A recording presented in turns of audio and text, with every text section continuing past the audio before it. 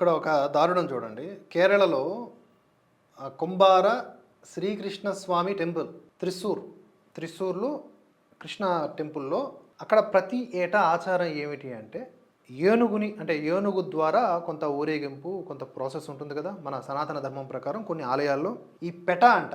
ఎందుకు మాట్లాడుతున్నానంటే ఇప్పుడు గోవులకు సంబంధించి ఏదన్నా జరిగితే వీళ్ళు కనిపించరు. కానీ ఇక్కడ మిగతా మన హిందూ సంప్రదాయాల విషయంకి వచ్చేసరికి ఇలా మాట్లాడేసి చూడండి ఏం చేశారు.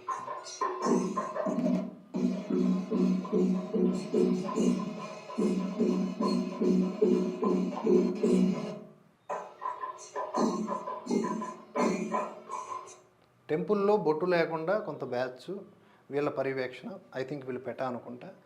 ఈ బ్యాచ్ పర్యవేక్షణలో అక్కడ ఒక రబ్బరు ఏనుగుని పెట్టి ఊరేగిస్తూ ఉన్నారు. మరి రబ్బరు మనుషుల్ని అంతా రబ్బరే పెట్టుకోవాల్సింది ఇక మొత్తానికి. ఎందుకు అంటే ఎలిఫెంట్స్ని హర్ట్ చేయకూడదు అని. మరి గోవుల్ని హర్ట్ చేసినప్పుడు ఎక్కడికి పోతున్నారు? రోజు కొన్ని లక్షల మేకలను తింటా ఉంటే ఎక్కడికి వెళ్ళిపోతూ ఉన్నారు? కోళ్లను తింటా ఉంటే ఎక్కడికి పోతూ ఉన్నారు?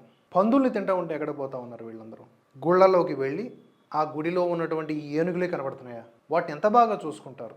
వాడు ఎంత బాగా సంరక్షణ చేస్తాడు దాన్ని. అసలు దాన్ని ఎంత గౌరవంగా చూస్తాం మనం. అక్కడ ఉన్నటువంటి సంప్రదాయాన్ని కూడా నాశనం చేసేసారు. ఆ రబ్బర్ ఏనుగుని తీసుకొచ్చి పెట్టారు. వీళ్ళు బక్రీద్ రోజు కనబడరు, ఏ రోజు కనబడరు. వీళ్ళు మనకు సంబంధించినటువంటి వ్యవహారాల్లోనే కనిపిస్తారు. ఎంత దుస్థితి చూడండి. అదొక రబ్బర్ ఏనుగు, దాన్ని పట్టుకొని రామ ఇలా ఉంది పరిస్థితి.